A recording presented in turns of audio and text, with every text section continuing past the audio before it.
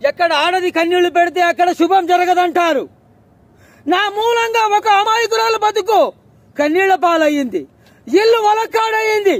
ఇంకా ఈ మృగానికి నీ పేరు తలుచుకునే అర్హత లేదమ్మా, లేదు. అమ్మా, నువ్వెవరో నీ పేరేమిటో నాకు తెలీదు, అయినా ఆడదానివి, అందుకే నా కోరికకి బలైపోయావు. నువ్వు బ్రతుకుంటే నీ పాదాల మీద పడి నా పాపం కడుక్కునే అవకాశం కల్పించు. ఈ గాజుల సాక్షిగా ఇంకెవరికి అన్యాయం చెయ్యనివ్వను.